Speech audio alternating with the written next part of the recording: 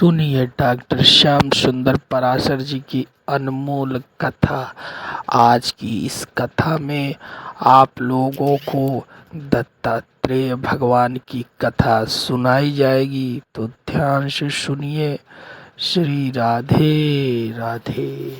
आकर के आप राष्ट्र का सर्वनाश न कीजिए। ये दुर्योधन है, साक्षात कलयुग का स्वरूप है।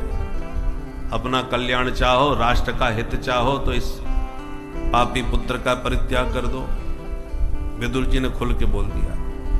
दुर्योधन ने सुन लिया, आग बबूला हो गया, एकदम तिलमिला के खड़ा हुआ और बहुत ही भला बुरा विदुर जी को बोल दिया। कहे न मत्रब्ज जिह्वम दास्याश्वतम यद बल नहीं बपुष्ट। हमारे टुकड़ों पर पलने वाला दासी पुत्र, तू हमको घर से निकलवाएगा।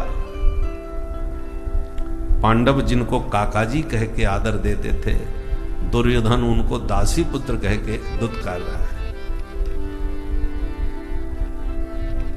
जब बहुत अपमानित किया तो विदुर जी ने समझ लिया, धृतराष्ट्र अंधे हैं, देख नहीं सकते, परंतु बहरे तो नहीं है, सुन तो रहे हैं। पुत्र इतना अभद्र शब्दों का प्रयोग कर रहा है, फिर भी धृतराष्ट्र मौन है। तब विदुर जी समझ गए हमारी यहां कोई आवश्यकता नहीं रह गई, और जहां अपनी उपयोगिता सिद्ध न हो वहां से चला जाना चाहिए, नहीं तो पग पग पर अपमान होता है। स्वयं धनुर्द्वार निधाय मायाम गतव्यथो याद पुरमानयान सनिर्गतः कौरव पुण्य लब्धो गजावया तीर्थ पद पदा। अपने धनुष्मान राजद्वार पर रख करके विदुर जी महाराज निकल गए कि दुर्योधन तुम हमको क्या निकालोगे, हम तुम्हें छोड़ के जा रहे हैं। पद से इस्तीफा दे दिया। और सुखदेव जी कहते हैं ये विदुर जी नहीं जा रहे तो कौन जा रहे हैं? सनिर्गतः कौरव पुण्य लब्धा। मानो अब तक का कौरवों का जितना पुण्य था वो विदुर के रूप में प्रकट होकर के जा रहा है। देखो, दोनों पक्षों में धर्म था, कौरव और पांडव। कौरव पक्ष में था विदुर के रूप में धर्म, क्योंकि विदुर जी धर्मावतार है, और पांडव पक्ष में भी था धर्म, युधिष्ठिर के रूप में, वो भी धर्मावतार है। दोनों पक्षों में धर्म तो है, पर दोनों में अंतर बहुत बड़ा है। पांडव पक्ष का धर्मराज जो भी युधिष्ठिर जी बोलते हैं, सभी पांडव एक स्वर में उसे सहर्ष स्वीकार करते हैं। कौरव पक्ष के धर्म रूप विदुर जी जो भी बोलते हैं कोई सुनता ही नहीं, कोई मानता ही नहीं। नहीं माना तब भी ठीक था, पर अब तो विदुर जी का त्याग ही कर दिया। धर्म का त्याग करते ही धर्म निरपेक्ष हो गए पूरी तरह से। बोलो राधे राधे। और परिणाम यह हुआ कि विदुर जी के रूप में धर्म का त्याग करने से धर्म विहीन कौरव समाज हो गया, और पांडव कमजोर होते हुए भी धर्म के आश्रय में थे। इसलिए कौरवों के पास 11 अक्षौणी सेना थी, पांडवों के पास 7 अक्षौणी सेना थी। कौरव दल में एक से एक महाभट थे।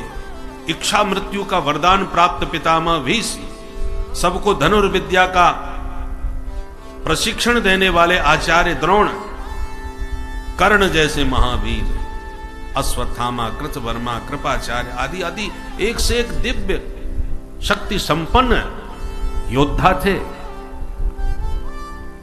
परंतु पांडवों के पास बहुत बड़े योद्धा नहीं थे। कन्हैया भी थे तो निहत्ते थे, अस्त्र न उठाने का प्रण किए बैठे थे। परंतु उनके पक्ष में यदि कोई था तो धर्म था, और यतो धर्मस् ततो जय। धर्म जिसके पक्ष में होता है विजय उसको प्राप्त होती है, क्योंकि धर्मो रक्षति रक्षितः। धर्म की रक्षा जो करता है, धर्म उसकी रक्षा करता है। कौरव प्रबल होते हुए भी आज विदुर रूपी धर्म का त्याग कर बैठे हैं। विदुर जी तो चले गए तीर्थ यात्रा करने। बहुत दिनों बाद जमुना तट पर घूमते हुए आ रहे थे कि उद्धव जी से भेंट हो गई। जब कुशलता के प्रश्न हुए तब पता चला कि कब महाभारत संपन्न हो चुका है, पांडव विजयी हो गए हैं और द्वारका नाथ भी लीला सम्मरण करके अपने धाम को जा चुके हैं। विदुर जी बोले राम राम राम, हम तीर्थ यात्रा करते रहे, इतना सब हो गया। उद्धव से पूछा तुम कहां जा रहे हो? उद्धव जी बोले प्रभु ने हमको आदेश दिया है बद्रीनाथ जाने का। जाते जाते बहुत ही दिव्य उपदेश गोविंद ने हमको दिया, उसी उपदेश को आत्मसात करके बद्रीनाथ जा रहा हूं। विदुर जी बोले कौन सा उपदेश दिया, थोड़ा हमें भी सुना दो भाई। उद्धव जी बोले हम सुनाने की स्थिति में नहीं है, प्रभु के वियोग जन्य संताप में संतप्त चित्त है, इसलिए मैं सुना नहीं सकता, पर उपाय बता सकता हूं। क्या? बोले आप सीधे हरिद्वार जाओ, हरिद्वार में गंगा तट पर आपको मैत्रेय मुनि से भेंट होगी, वो आपको वह उपदेश सुनाएंगे जो प्रभु ने मुझे दिया, क्योंकि मेरे साथ उन्होंने भी बैठ के वह उपदेश सुना था। तब विदुर जी सीधे हरिद्वार में गंगा तट पर आए और जो मैत्रेय जी से उनकी भेंट हुई तो गदगद हो गए और वही प्रश्न कर दिया, सुखाय कर्माणि करोति लोको न तई सुखम वान्यदुपारमम्। विदुर जी कहते हैं हे भगवान, प्रत्येक प्राणी संसार में सुखी होने के लिए दिन रात प्रयत्न कर रहा है, फिर ये जीव सुख क्यों नहीं पाता, सुखी क्यों नहीं हो पाता? तब मैत्रेय जी ने कहा, विदुर जी देखो, प्राणी सुख का अंश है। परमात्मा कौन है? जो आनंद सिंधु सुख राशि, सुख के समुद्र हैं भगवान, और उसी सिंधु की बिंदु है ये जीव। तो सुख का अंश है तो सुख की तरफ आकर्षित होगा। देखो, अंश हमेशा अंशी की तरफ आकृष्ट होता है, ये नियम है, प्राकृत नियम है। पत्थर को कितनी भी जोर से आप आकाश में उछालो वो धरती की तरफ आएगा, क्योंकि पृथ्वी का ही अंश है, पार्थिव है। तो जो वस्तु पार्थिव है वो पृथ्वी की तरफ आएगी। पानी इतना बरस रहा है दुनिया भर में, परंतु जहां भी पानी गिरेगा वो सिमट सिमट के सागर की तरफ जाएगा, क्योंकि सागर का अंश है। समुद्र से ही आया है, समुद्र की तरफ जाएगा। अग्नि कहीं भी प्रज्वलित करो, लौ उसकी आकाश की तरफ होगी, क्योंकि उसका अंशी सूर्य ऊपर बैठा है। तो अंश अंशी की तरफ आकृष्ट होता है, यह प्रकृति का नियम है। हम सबको सुख चाहिए, आनंद चाहिए, क्योंकि भगवान स्वयं आनंद ब्रह्म, आनंद स्वरूप हैं, सुख निधान हैं, सुख सिंधु हैं। सो सुख धाम राम असनाम, जो सुख का धाम परमात्मा है, हम उसके अंश हैं, इसलिए हमको सुख चाहिए, आनंद चाहिए, उसकी तरफ हमारा आकर्षण होता है। पर माया ने जो विपरीत बोध करा दिया, जहां सुख स्वप्न में भी नहीं है, हमें वही सुख माया दिखाती है, और जो वास्तव में सुख है उधर सुख नजर नहीं आता। एक अत्यंत प्यासा व्यक्ति पानी ढूंढ रहा था, खोज रहा था, कि मार्ग में एक सज्जन मिले। उनसे पूछा भैया पानी किधर मिलेगा? बोले चले जाओ, आगे सरोवर है, ये रास्ता सरोवर की तरफ ही जाता है। तो वो भागा प्यासा, भीषण गर्मी थी, धूप तेज थी। तो जब उस सरोवर के तट पर पहुंचा तो सरोवर में काई लगी थी। पानी में काई लग जाती है ना, तो पानी ढक जाता है। तो सरोवर में काई की वजह से पानी ढका हुआ था। उसने देखकर सोचा, अरे ये तो सरोवर तो सूख गया, इसमें तो पानी है ही नहीं, अब किधर जाऊं? तो रेगिस्तान की तरफ, उसके पास में रेगिस्तान था, तो उस मरुस्थल में रेतीली भूमि पर चूंकि भीषण तपन थी सूर्य की, तो उसे पानी की लहरें उठती नजर आई, मृग मरीचिका का जल। उसने कहा देखो वो रहा पानी, तो वो उधर है, वो लहरें उठ रही हैं, और उधर चल दिया सरोवर छोड़ करके। अब जहां पानी भरा हुआ है वहां दिख नहीं रहा, जहां दिख रहा है वहां बूंद नहीं, और सरोवर का तट छोड़ के मरुस्थल में पानी पीने के लिए भागा। भागते भागते मर ही गया प्यासा, पानी नसीब नहीं हुआ। उसी प्रकार संसार में सुख बहुत दिखाई पड़ता है, पर होता बिल्कुल नहीं। सब एक दूसरे को सुखी समझते हैं, सुखी कोई नहीं। धनहीन कहें धनवान सुखी, धनवान कहें सुख राजा को भारी, राजा कहें महाराजा सुखी, महाराजा कहें सुख इंद्र को भारी, इंद्र कहे चतुरानन को सुख, ब्रह्मा कहे सुख विष्णु को भारी, पर तुलसीदास विचार कहे हरि भजन बिना सब लोग दुखारी। नानक दुखिया सब संसार। गीता में भगवान ने इसलिए कहा दुखालयम अशाश्वतम, ये जगत अशाश्वत है इसलिए दुखालय है। दुखालय का मतलब दुख का घर, जैसे विद्यालय, औषधालय, भोजनालय, पुस्तकालय, ऐसी संसार है दुखालय। पुस्तकालय में एक ही किताब नहीं मिलेगी, कई प्रकार की पुस्तकें मिलेंगी। भोजनालय में एक ही वस्तु नहीं मिलेगी, अनेक प्रकार का भोजन मिलेगा। ऐसे ही इस दुख में एक ही, इस संसार में एक ही दुख नहीं मिलेगा, दुखालय है। दुख की कई वैरायटियां हैं। किसी को देखो गरीब को दूसरे प्रकार का दुख, अमीर को दूसरे ढंग का दुख। गरीब कहता है भोजन नहीं है, भूखा मर रहा हूं। अमीर कहता है भूख नहीं है, खाने की इच्छा नहीं होती। परेशान सभी हैं, तरीके अलग अलग हैं, पर है ये संसार दुखालय। और माया की शक्ति भ्रम से हमको यही सुख नजर आ रहा है। विद्यार्थी थे तब कहते परीक्षा पास हो जाए बस आनंद आ जाए। कई डिग्रियां पास कर ली, आनंद आया। बोले नहीं साहब, अब जब तक नौकरी न लगे तब तक ये डिग्री किस काम की। नौकरी लग गई साहब, आनंद आ गया। बोले ना, नौकरी तो लग गई, अब शादी और हो जाए। शादी हो गई, आनंद आ गया। बोले महाराज शादी तो हो गई, बच्चा नहीं हो रहा, बच्चा और हो जाए। सारी जिंदगी बस ये और मिल जाए, वो और मिल जाए, करते करते जुटाते गए। और सब कुछ पाने के बाद में भी ये कभी नहीं कह पाए कि अब हम पूरी तरह से सुखी हैं, अब जीवन में परिपूर्ण आनंद है। हर व्यक्ति के जीवन में कोई ना कोई अभाव, कोई ना कोई कमी, कोई ना कोई कष्ट बना रहता है। जितना जीव बहिर्मुख होगा उतने ही दुख के दलदल में धंसता जाएगा, और जितना अंतर्मुखी होता जाएगा उतना ही स्वस्थ और मस्त होता चला जाएगा। साधु संतों के पास कुछ नहीं होता, कल के भोजन का कोई ठिकाना नहीं है, फिर भी बड़े मस्त हैं। हमारे पास तो महाराज भोजन भंडार सब भरे पड़े हैं, फिर भी महाराज नींद की गोली खा के सोना पड़ रहा है चिंता के मारे। और फकीरों के पास कुछ नहीं है, फिर भी कोई चिंता नहीं। फिकर सबको खा गई, फिकर सबकी पीर, और फिकर की जो फांकी करे उसका नाम फकीर।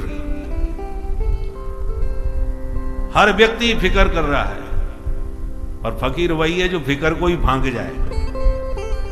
चाह गई चिंता मिटी, मनुआ वे परवाह, जाको कछु न चाहिए सो ही साहंसाह। उसको अब कुछ भी पाने की इच्छा नहीं है। जीवन यापन के लिए जहां भी कुछ मिल जाता है खा लेता है, भूख मिटा लेता है, बाकी अपनी मस्ती में रहता है।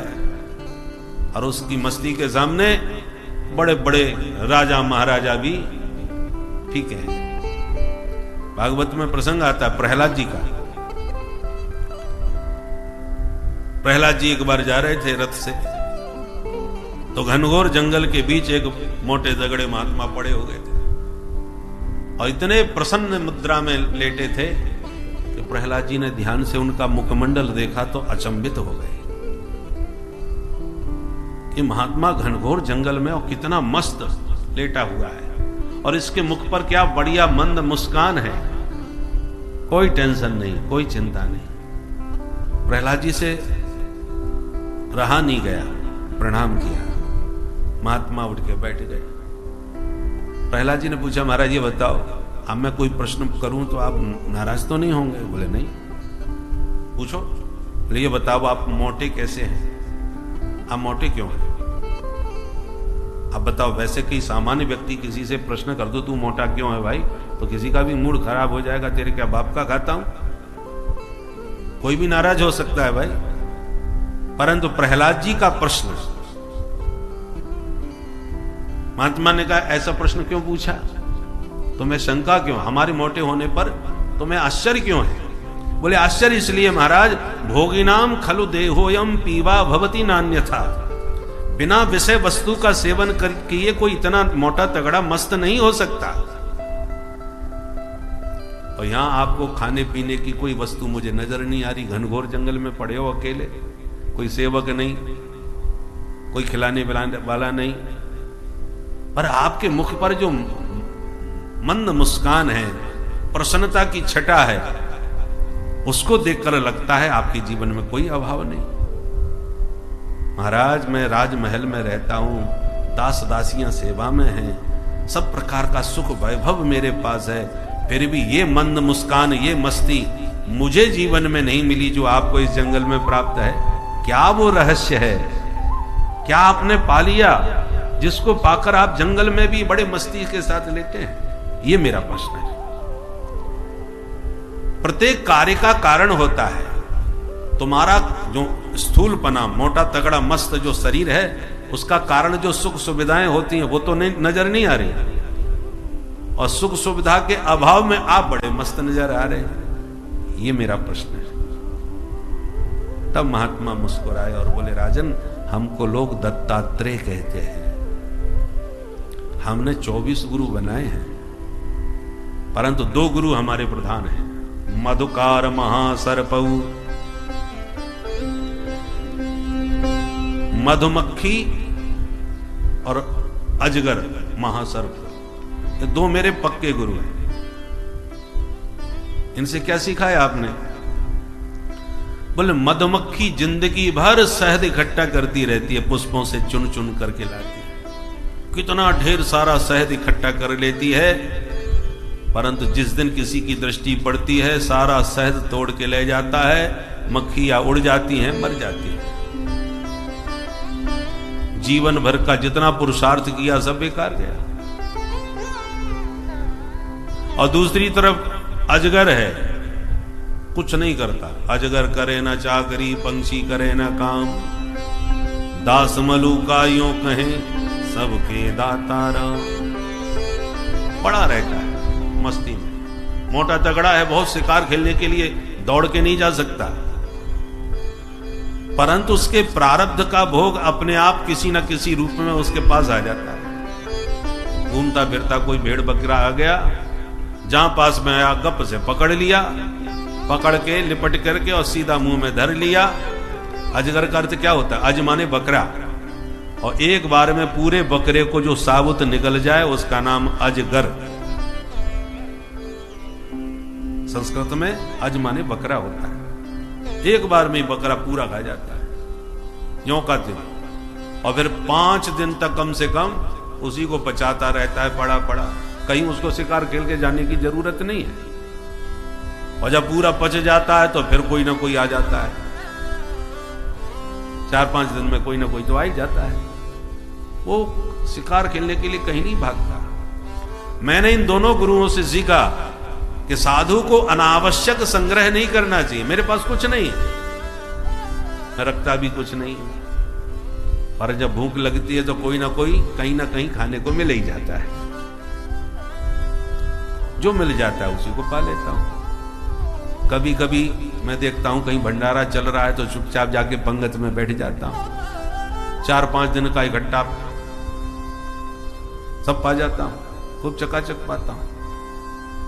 कहीं कहीं पर जब मैं बैठता हूं तो लोग हाथ पकड़ के उठा देते हैं, पागल कहां से आ गया।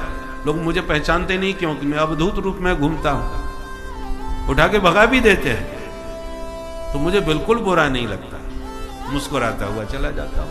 हमारे प्रारब्ध में ये भोग नहीं लिखा, चले तो चलते हैं कहीं और देखते।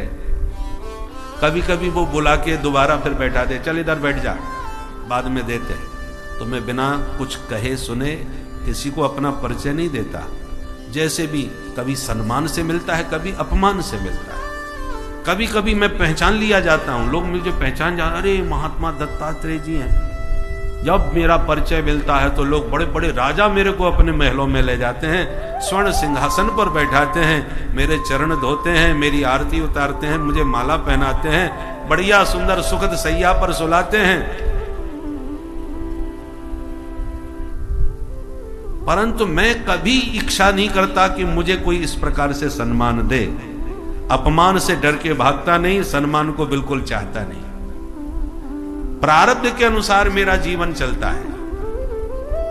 ना हम निंदे न च स्तौमि स्वभाव विषमम जनम। मैं किसी की निंदा स्तुति नहीं करता। हर व्यक्ति अपने स्वभाव से प्रभावित है। कोई मेरे को सम्मान देता है तो कोई मेरा अपमान भी कर देता है। मैं दोनों में समभाव से विचरण करता हूं। यह है महात्मा का जीवन शैली। परंतु जो मस्ती, जो आनंद अवधूत रूप में भगवान दत्तात्रेय जी को प्राप्त है, वो बड़े बड़े राजा महाराजाओं को उपलब्ध नहीं है। अवधूतों की अपनी मस्ती होती है। बाहबारे मौज फकीरा दी, फकीरों की मौज है।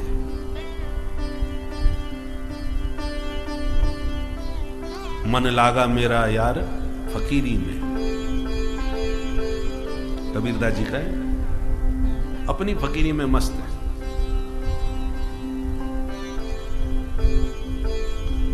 जो सुख पायो राम भजन में, सो सुख ना है अमीरी में। कबीरदास जी कहते हैं राम भजन में जो मस्ती आई, वो ऐश्वर्य वैभव संपन्न अमीरी में नहीं मिली। ये संतों के अनुभव है। इसलिए मैत्रेय मुनि विदुर जी को समझा रहे हैं, विदुर जी महाराज, वास्तव में जो सुख है वो अपने भीतर है। हम खोज रहे हैं बाहर। औषधालय में जाकर के कोई कहे भैया बड़ी जोड़ की भूख लग रही है, कचौड़ी पकौड़ी जो भी मिले तुम दे दो। औषधालय में कचौड़ी पकौड़ी का क्या काम? और भोजनालय में जाके कहो हमें लघु सिद्धांत कौमुदी चाहिए पढ़ने के लिए, बढ़िया किताब निकाल के दो। भंडारी जी के यहाँ कौमुदी का क्या काम? हर जगह के अलग अलग आलय हैं, जो वस्तु चाहिए उसी आलय में आइए। ये दुखालय है संसार। अब यहां सुख मांगोगे तो कहां से मिलेगा? और भगवान जो आनंद सिंधु सुख राशि है, उनसे दुख मांगोगे तो कहां से मिल जाएगा? कुंती बुआ ने दुख मांगा और भगवान के खजाने में है ही नहीं, तो देते कहां से? दे थोड़ी दिया। तो जैसे सुख सिंधु से दुख नहीं मिल सकता, ऐसी दुखालय से सुख नहीं मिल सकता। सुखाभास है, सुख नहीं है, सुख का आभास लगता है। जैसे मृग तृष्णा का जल, जल है नहीं, दिखता है।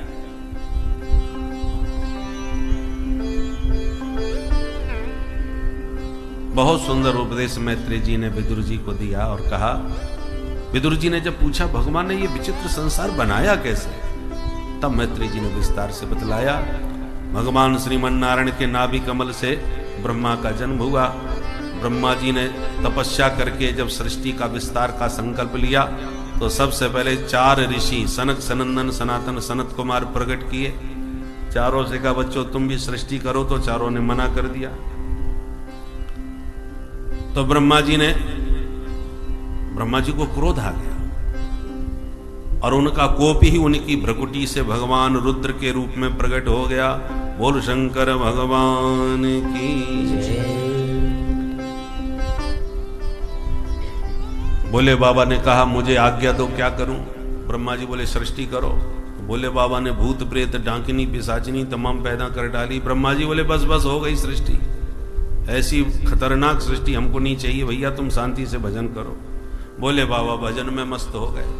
अब ब्रह्मा जी फिर व्यस्त हो गए। पहले बच्चों ने एकदम मना कर दिया, दूसरे ने करी सृष्टि तो ऊटपटांग कर दी, अब क्या करूं? तो अब की बार ब्रह्मा जी ने 10 ऋषियों को प्रकट किया, मरीचि, अत्रि, अंगिरा, पुलस्त, पुलह, क्रतु, भृगु, वशिष्ठ, दक्ष और देवर्षि नारद। फिर वाणी से सरस्वती, छाया से कर्दम ऋषि, ये सब संकल्प बल से प्रकट किए। और अब की बार ब्रह्मा जी ने अपने वामांग से कन्या और दक्षिणांग से पुरुष को जन्म दिया, जिनका नाम हुआ मनु शतरूपा। ब्रह्मा जी बोले तुम दोनों मिलकर के अब मैथुन सृष्टि का विस्तार करो। तो स्त्री पुरुष के संयोग से जो सृष्टि का शुभारंभ हुआ वो मनु शतरूपा से हुआ। इसलिए हम सब मनु की संतान होने के नाते मानव कहे जाते हैं, मनुष्य कहे जाते हैं, मनुज कहे जाते हैं। इसलिए जो मनु महाराज को गाली देता है वो अपने पूर्वजों को ही गाली दे रहा है, क्योंकि सभी मानव मनु की संतान है। मनु शतरूपा से 5 संतान हुई, 3 बेटी 2 बेटा। बेटा है प्रियव्रत उत्तानपाद और बेटियां हुई आकुति, देवहूति और प्रसूति। एक दिन मनु महाराज ने ब्रह्मा जी से कहा महाराज एक बहुत बड़ी समस्या आ गई। क्या? बोले हिरण्याक्ष नाम का दैत्य धरती का ही हरण करके ले गया। विदुर जी ने कहा ये हिरण्याक्ष कौन था महाराज? मैत्री जी कहते हैं विदुर जी, कश्यप मुनि एक बार सूर्यास्त के समय संध्या वंदन कर रहे थे। कश्यप जी की अनेक पत्नियां हैं, उनमें एक है दिति। उस सूर्यास्त का समय था तो उसी समय दिति अत्यंत काम से पीड़ित होकर के पति से रति की याचना करने लगी। कश्यप जी ने कहा देखो देवी, ऐसा घोर तमा वेला घोराणाम घोर दर्शना। देवी ये सूर्यास्त का समय है, सूर्यास्त के समय 4 काम बिल्कुल नहीं करने चाहिए। आहारम मैथुनम निद्राम स्वाध्याय च विशेषतः। सूर्यास्त के समय ना भोजन करे, ना सोवे, ना सहवास करे और ना स्वाध्याय करे। सूर्यास्त के समय भोजन करोगे रोगी बनोगे। सूर्यास्त के समय जो स्त्री गर्भवती होती है उसके दुष्ट संतान पैदा होगी।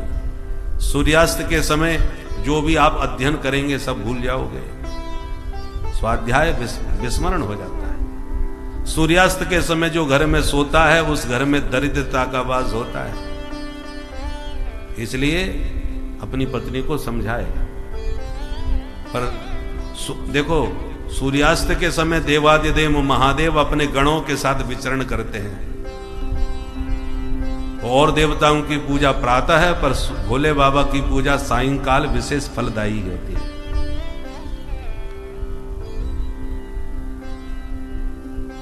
परंतु दिति को समझ नहीं आई। कश्यप जी ने पत्नी का मनोरथ पूर्ण किया, कामज्वर शांत हुआ तो दिति को पश्चाताप हुआ, महाराज मेरे से गलती हो गई। कश्यप जी ने कहा गलती हुई है तो परिणाम भोगो। क्या होगा परिणाम? बोले तुमने सूर्यास्त के समय गर्भ धारण किया है देवी, तुम्हारे गर्भ से 2 आतंकवादी पैदा होंगे, सारी धरती को त्रस्त कर देंगे। दिति ने डर के मारे 100 वर्षों तक बच्चों को जन्म ही नहीं दिया, गर्भ में धारण करके रखा। दधार वर्षाणी शतम शंकमाना सुरार्दनाथ। 100 साल के बाद दिति के गर्भ से 2 भयंकर दैत्य पैदा हुए, उनका नाम हुआ हिरण्याक्ष और हिरण्यकश्यप।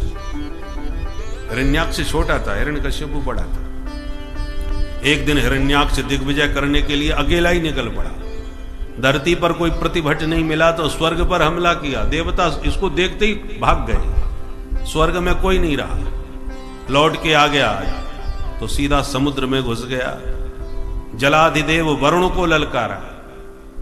वरुण जी ने हाथ जोड़ लिए, भाई हम बुढ़े हो गए, अब लड़ने भिड़ने लायक नहीं रहे, आशीर्वाद देते हैं तुम्हारा मनोरथ सिद्ध हो। एक दिन नारद जी को पकड़ लिया, ए बाबा क्या नारायण नारायण करते रहते हो, कुछ लड़ना भिड़ना आता है कि नहीं? नारद जी बोले ना भैया हमें लड़ना भिड़ना नहीं आता, पर लड़ाना भिड़ाना खूब आता है। तुम्हारी इच्छा हम जरूर पूरी करेंगे, आशीर्वाद है, भगवान तुम्हारा मनोरथ पूर्ण करे। ऐसे जब इसको कोई भी लड़ने वाला संसार में ब्रह्मांड में नहीं मिला, तब ये धरती का हरण करके ले गया। ब्रह्मा जी ने प्रार्थना करी, प्रार्थना करते ब्रह्मा जी को जोड़ की छींक आई, और जैसी छींके उनकी नासिका रंध्र से भगवान दिव्य बराह रूप धारण करके प्रकट हो गए। बोल बराह भगवान की। रसातल में प्रविष्ट होकर के भगवान ने हिरण्याक्ष का वध किया और पृथ्वी का उद्धार किया। बोले यज्ञ नारायण भगवान की। सबने मिल करके स्तुति करी, भगवान ने सबको सावधान किया। अहम ब्रह्मा च सर्वस्य जगतः कारणम परम। मुझ में, भगवान शिव में जो भी भेद दृष्टि रखते हैं उनकी साधना कभी सफल नहीं हो सकती। हम हरि और हर दोनों का एक ही स्वरूप है, दोनों ही पापों का हरण करने वाले हैं। शिवस्य हृदयम विष्णोः विष्णोस्य हृदयम शिवः ईशदप्यंतरम कृत्वा रौरवम नरकम ब्रजेत। हरि के हृदय में हर, हर के हृदय में हरि विराजते हैं। इनमें जो भी किंचित भी भेद दृष्टि रखता है रौरव नरक का गामी होता है। इस प्रकार से भगवान ने सबको समझाया। माता सती ने जो शरीर त्यागा था वो अगले जन्म में हिमाचल की पुत्री पार्वती के नाम से प्रकट हुई और वरों शंभु न तो रहो कुमारी के संकल्प से तप किया। अंत में महादेव धूमधाम के साथ बारात लेके आए और उमा भवानी पार्वती जी को रूप में उनको पुनः स्वीकार किया। और शंकर भगवान की। ये तो रही आकुति देवहूति प्रसूति की बात। अब दो बेटा हैं, प्रियव्रत और उत्तानपाद। उन्होंने पहले उत्तानपाद की कथा सुनाई। जाये उत्तानपादस्य सुनीति सुरुचिस्तयोः सुरुचि प्रेयसी पत्न्यो नेतरायत सुतो ध्रुवः। महाराज उत्तानपाद की दो रानियां हैं, सुनीति और सुरुचि। सुनीति के बेटा ध्रुव और सुरुचि छोटी रानी के बेटा हैं उत्तम। पर सुरुचि ही प्रेयसी पत्नी। महाराज उत्तानपाद को छोटी रानी सुरुचि से बड़ा प्रेम है, जिसके कारण उन्होंने बड़ी रानी सुनीति को घर से अलग कर दिया। अब विवेक पूर्वक विचार करके देखे तो हम लोगों की भी यही हालत है। हम सब उत्तानपाद हैं। कैसे? उत ऊर्ध्व पादौ यस्य, जिसके ऊपर पैर हो वो उत्तानपाद। तो मां के गर्भ में प्रत्येक जीव उत्तानपाद की स्थिति में ही रहता है। अब हमारी भी दो रानी है, बुद्धिमानी और मनमानी। ये हमारी दो रानी। बुद्धिमानी है सुनीति, मनमानी है सुरुचि। दोनों के नाम में सु लगा है। सुंदर नीति, सुंदर रुचि। और सु हटा दो, एक नीति एक रुचि।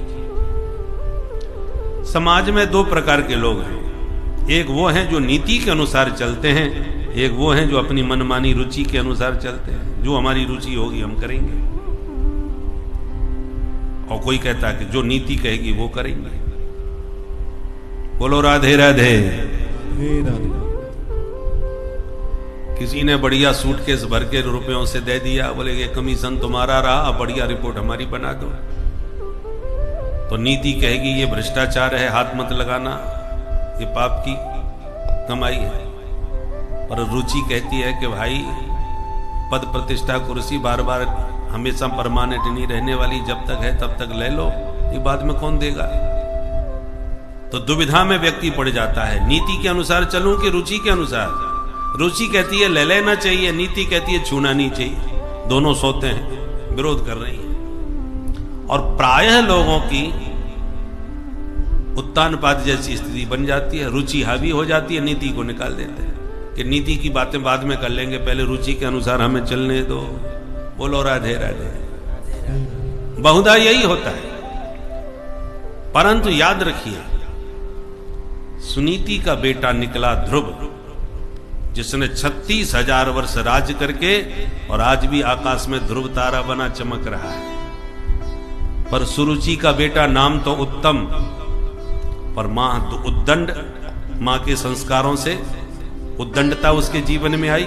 शिकार खेलने गया, यक्षों से लड़ गया, यक्षों ने उसे मार डाला।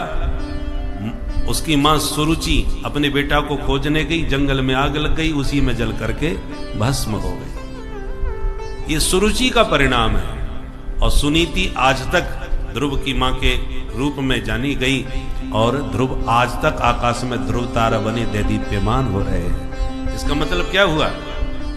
दो मार्ग हैं, नीति के अनुसार चलो या रुचि के अनुसार चलो। रुचि के अनुसार चल करके लोग जल्दी रुचि से प्रभावित तो होते हैं, उसके वशीभूत हो जाते हैं, इच्छाओं के गुलाम हो जाते हैं, परंतु वो शाश्वत सुख नहीं मिलता। कितना भी रुपया पैसा मन मर्जी से कमा लो, पर वो तुम्हें सुख नहीं दे पाएगा। सुख की भ्रांति तो खूब होगी, मैंने ये बना लिया, वो कर लिया, वो कर लिया, बाकी सुख चैन मिलेगा नहीं। हर समय एक आतंक और भय बना रहता है कि भगवान जाने कब स्विच बैंक में हमारा भी नाम ना आ जाए। तो व्यक्ति भयाक्रांत रहता है। और जो नीति के अनुसार चलते हैं वो संघर्ष जरूर करते हैं, पर समाज में सदैव उनका सम्मान ध्रुव तारे की तरह बना रहता है। वो रहें न रहें, जाने के बाद भी लोग वर्षों तक उनकी कीर्ति का बखान करते हैं कि एक ऐसा ईमानदार, ऐसा व्यक्तित्व था हमारे बीच में।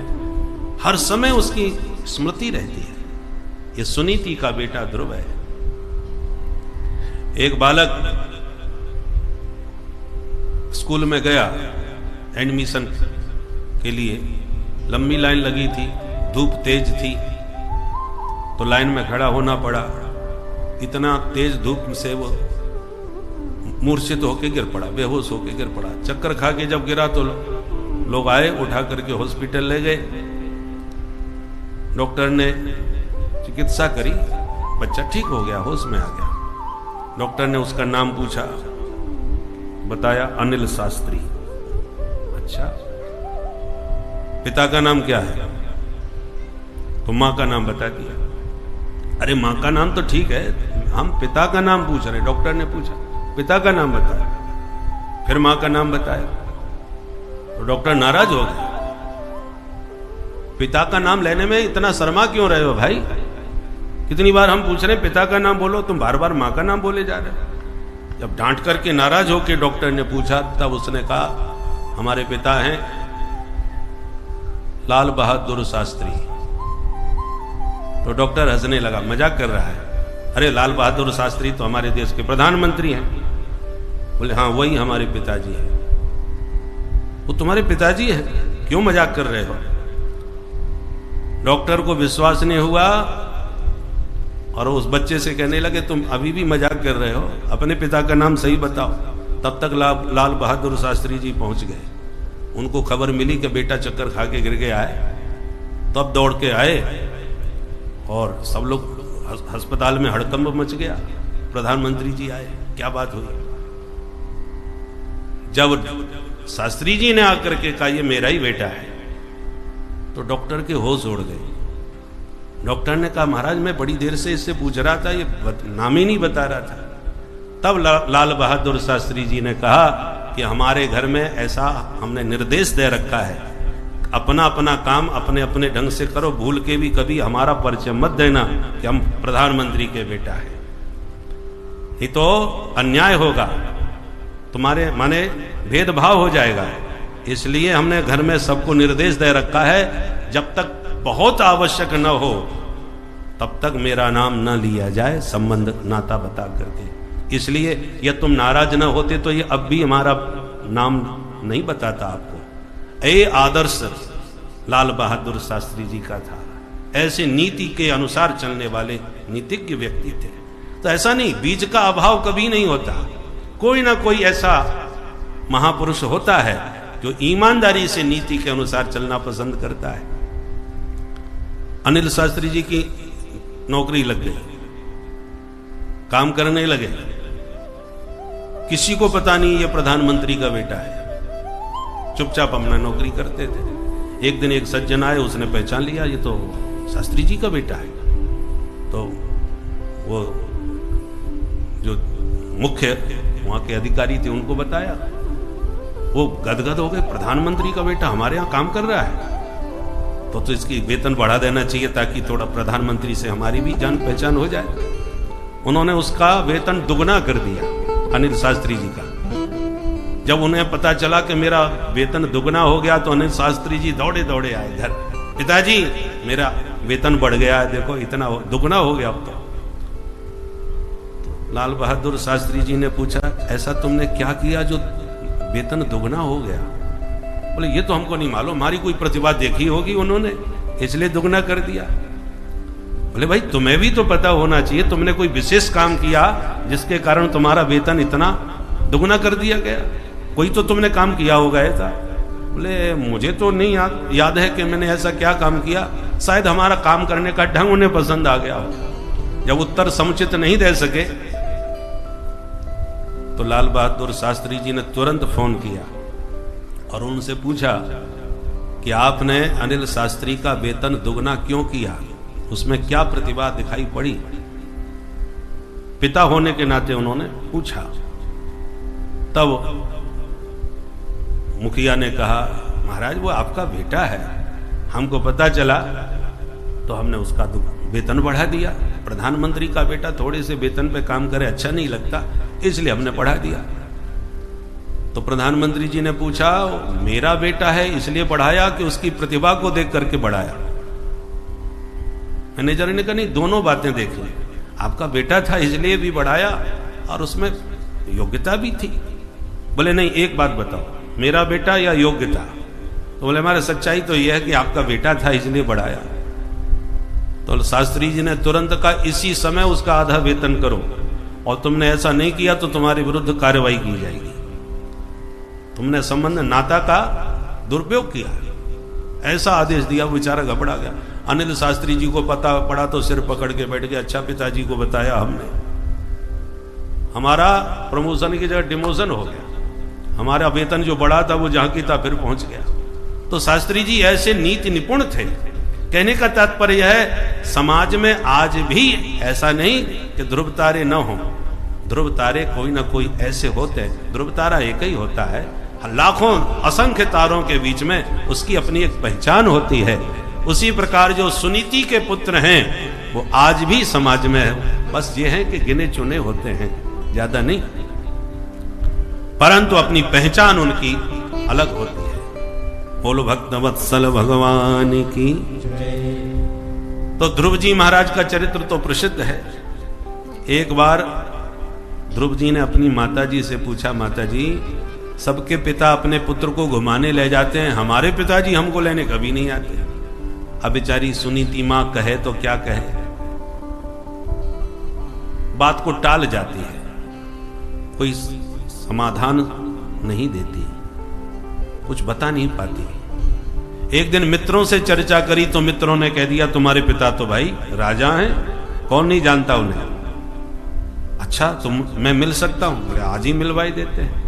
मित्रों के साथ मिलने चले गए। परिचय दे के जब प्रणाम किया तो पुत्र को देख करके पुलकित हो गए।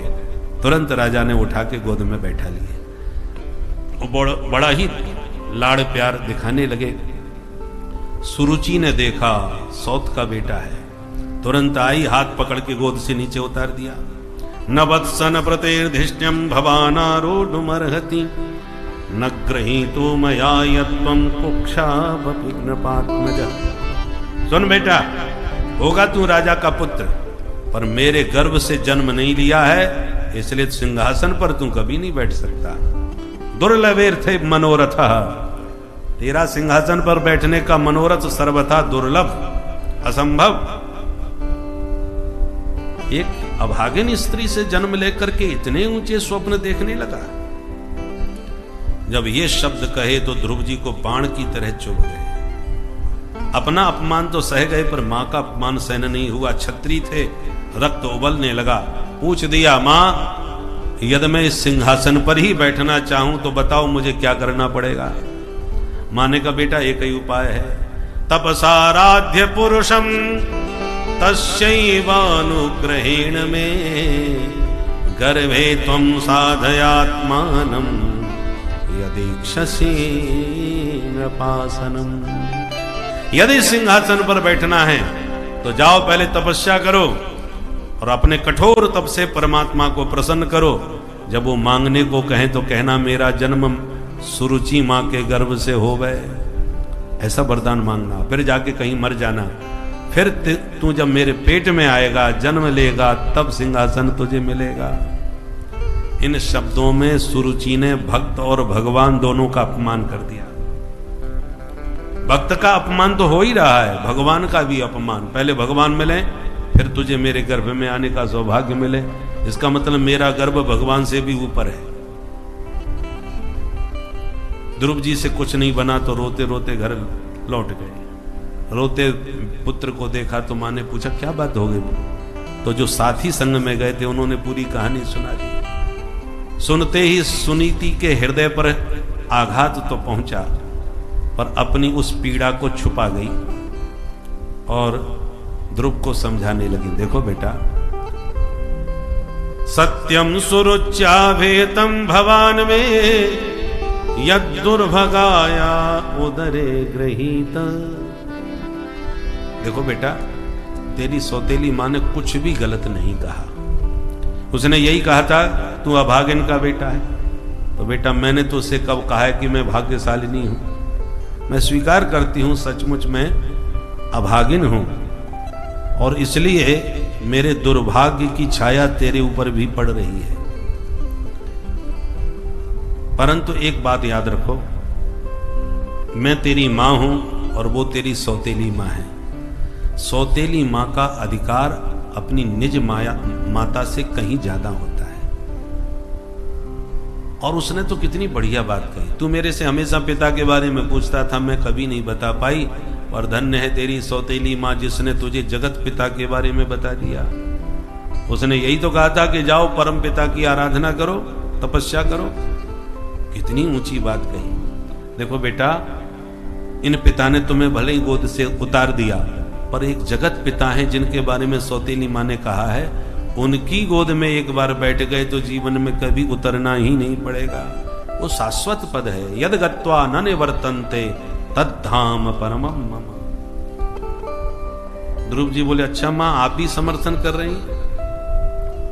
तो पिताजी से तो हम मिल चुके, अब जगत पिता कहां मिलेंगे, उनका पता बताओ, मैं आज ही मिलने जाता हूं।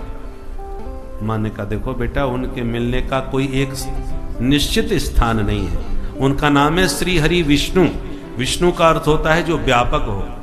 वेवेष्टि व्यापनोति सकलम जगत, जो जगत के कण कण में व्यापक हो उसका नाम विष्णु है। ईशावास्यमिदं सर्वम, वो सब जगह व्याप्त है। जैसे पुष्प में सुगंध समाई हुई है, कोई कहे सुगंध कहां है तो अंगुलियां निर्देश करके आप कहां बताओगे? सारी फूल में खुशबू है।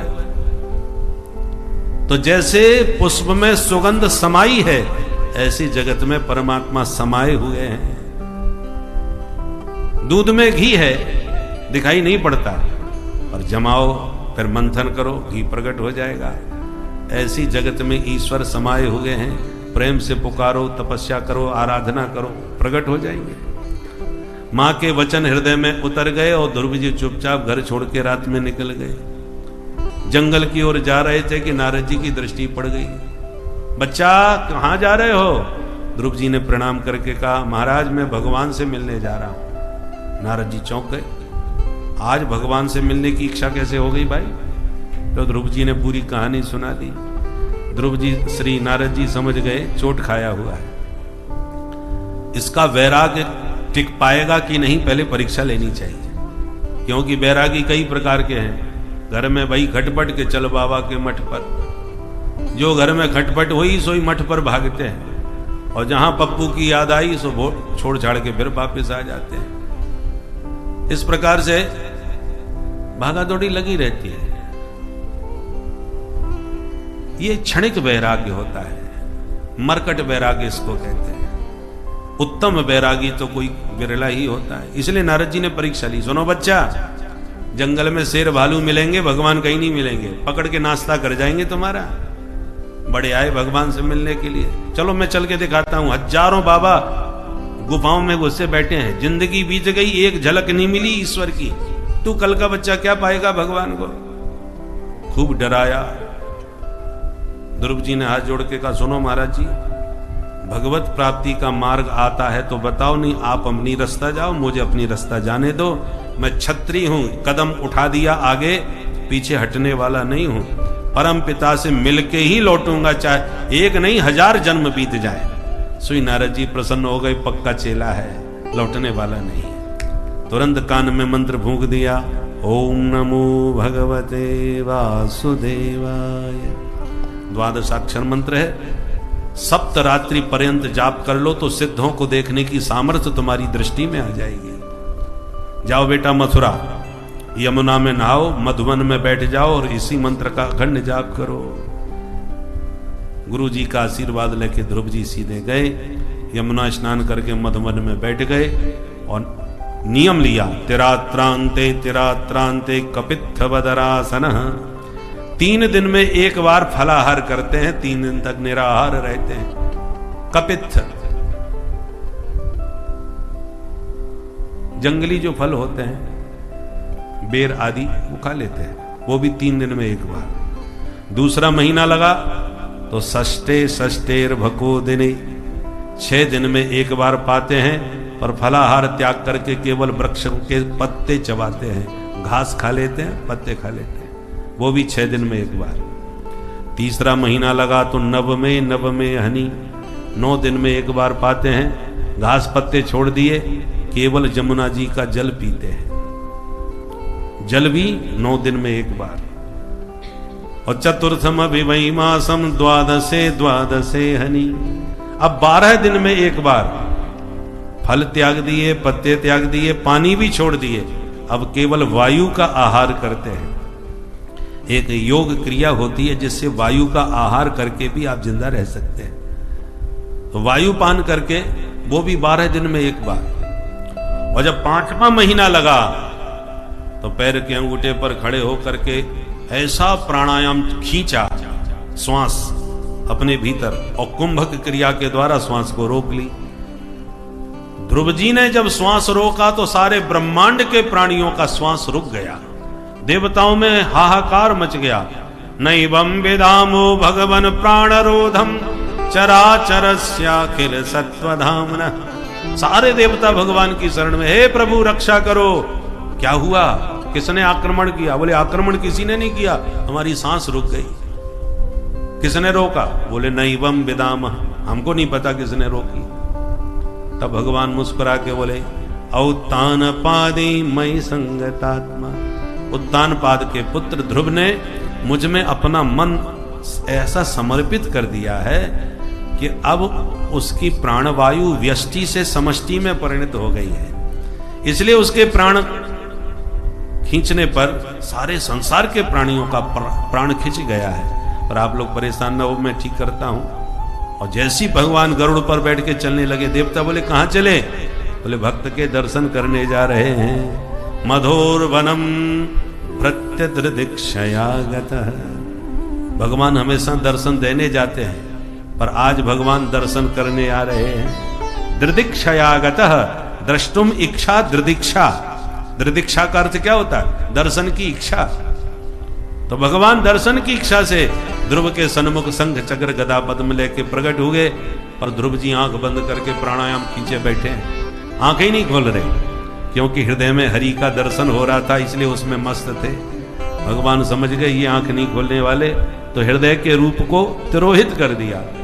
जो हृदय से गायब हो गए, सोई ध्रुव जी ने हड़बड़ा के नेत्र खोल दिए, तो जो हृदय में दिख रहे थे वही आंखों के सामने दृष्टिगोचर होने लगे।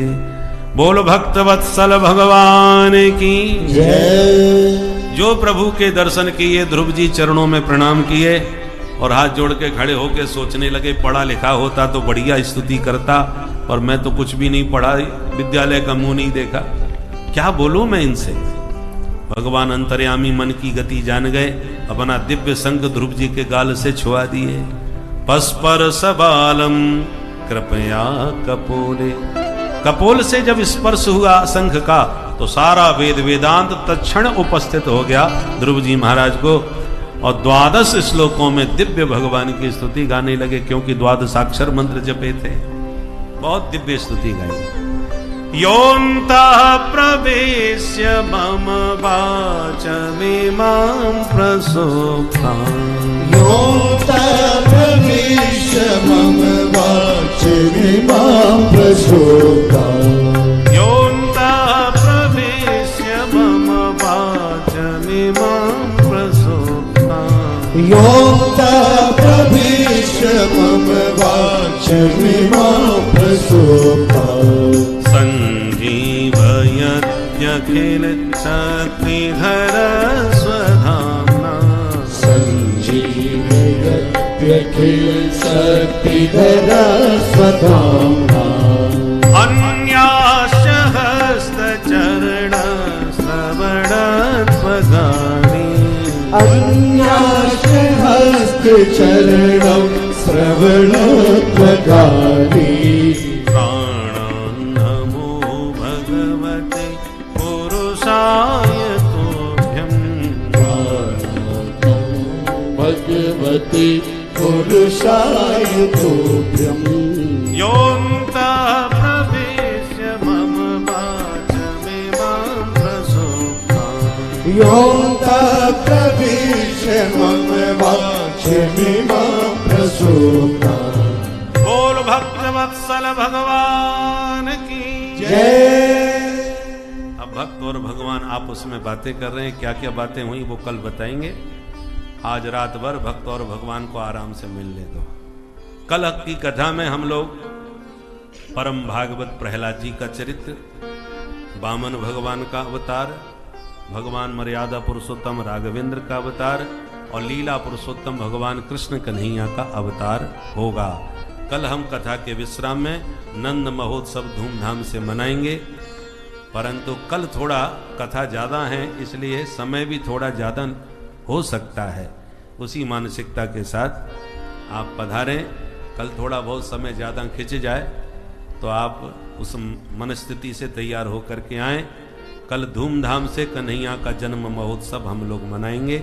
आइए, अब ध्रुव जी अपने शब्दों में स्तुति कर रहे हैं, हम लोग अपने भाव से भगवान को नमन करें, वंदन करें और फिर आरती प्रसाद लेकर के ही प्रस्थान करें।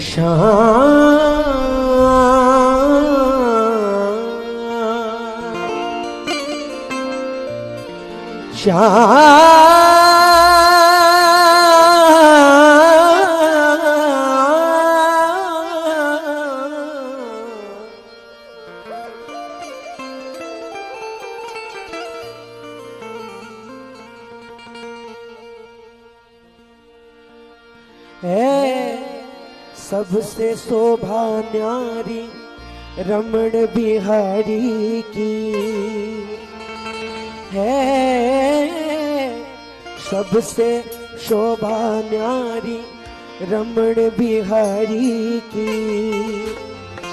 हो जाऊं बार बार बलिहारी मेरे बाके बिहारी की, जाऊं बार बार बलिहारी मेरे रमण बिहारी की है।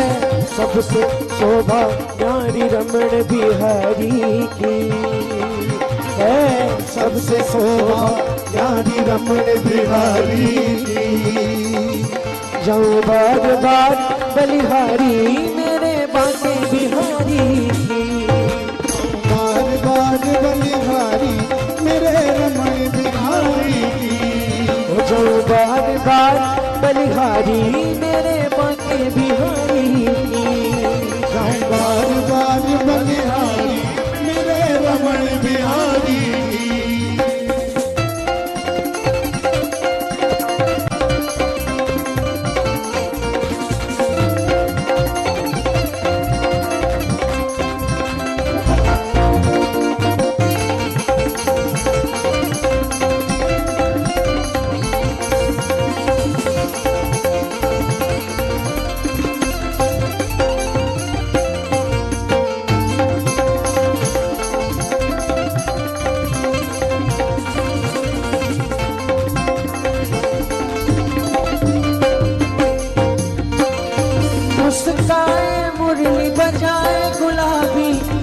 अधरों से कस कस के तीर चलाए नशीली नजरों से, कस कस के तीर बजाए गुलाबी अधरों से, कस कस तीर चलाए नशीली नजरों से। वो मुस्काए मुरली बजाए गुलाबी अधरों से, कस कस के तीर चलाए नशीली नजरों से। मुस्काए मुरली बजाए गुलाबी अधरों से, कस कस तीर चलाए नशीली नजरों से। घुंघराली अलके नागिन सी लटकारी सी, घुंघराली अलके नागिन सी लटकारी सी। जाऊं बार बार बलिहारी मेरे बाटे बिहारी की, जाऊं बार बार बलिहारी मेरे रमण बिहारी की।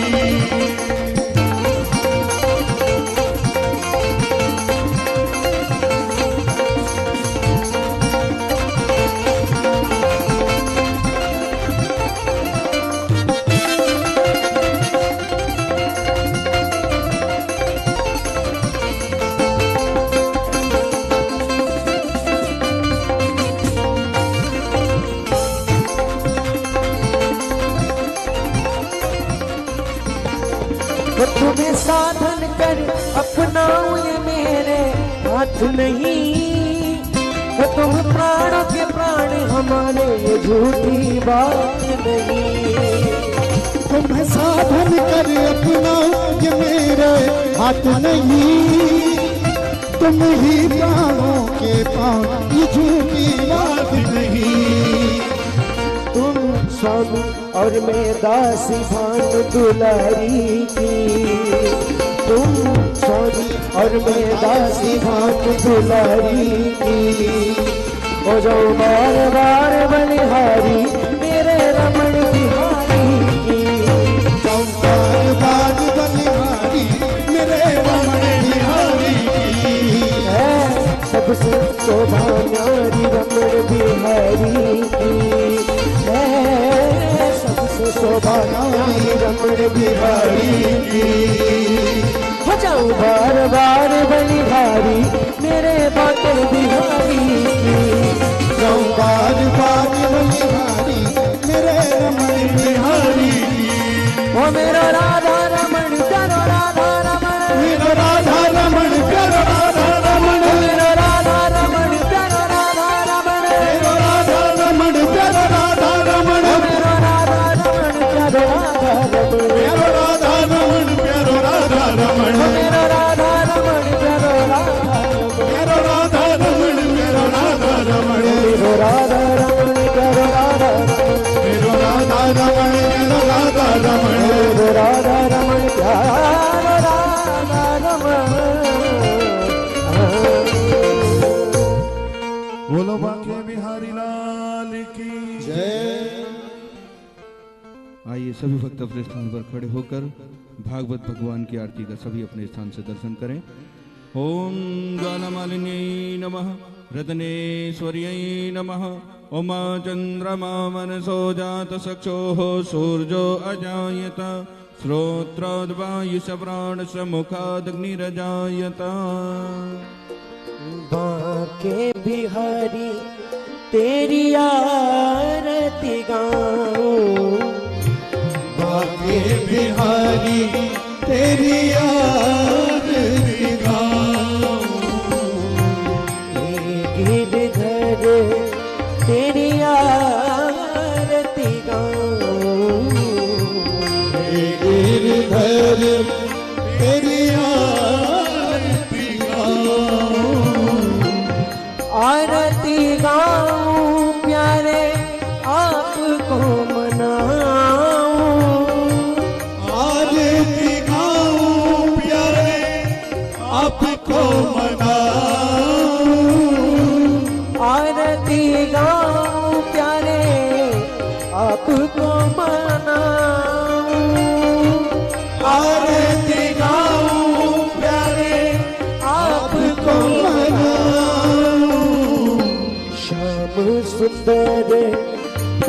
आरती गाऊं, श्याम सुंदर तेरी आरती गाऊं। मोर मुकुट तेरे शीश पे सोए, मोर मुकुट तेरे शीश पे सोए। प्यारी वंशी मेरो मन मोहे, प्यारी वंशी मेरो मन मोहे। एक छवि बलिहारी में जाऊं, बाके बिहारी तेरी आरती गाऊं। चरणों से निकली गंगा प्यारी, चरणों से निकली गंगा प्यारी, जिसने सारी दुनिया तारी, जिसने सारी दुनिया तारी। उन चरणों के मैं दर्शन पाऊं, बाके बिहारी तेरी आरती गाऊं।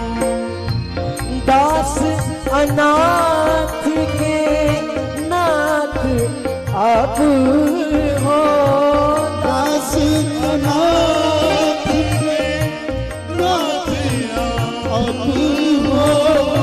सुख दुख जीवन प्यारे साथ अब हो, सुख दुख जीवन प्यारे साथ आप हो। हरि चरणों में शीश झुकाऊं, बाके बिहारी तेरी आरती गाऊं। श्री हरिदास के प्यारे तुम हो, श्री हरिदास के प्यारे तुम हो। मेरे मोहन जीवन धन हो, मेरे मोहन जीवन धन हो। देख युगल छवि बनी बनी जाऊं, बाके बिहारी तेरी आरती गाऊं। शाम सुंदर तेरी आरती गाऊं, श्याम सुंदर तेरी आरती गाऊं। कर्पूर गौरम करुणावतारम संसार सारम भुजगेन्द्रहारम सदा वसंतं हृदयारविन्दे भवं भवानी सहितं नमामि। त्वमेव माता चंदा त्वमेव, त्वमेव बन्धु च सखा त्वमेव, त्वमेव विद्या द्रविणं त्वमेव, त्वमेव सर्वं मम देव ओ देव। हरे राम राम राम हरे हरे, हरे कृष्णा कृष्ण कृष्ण हरे हरे, हरे राम राम राम हरे हरे, हरे कृष्ण कृष्ण कृष्ण कृष्ण हरे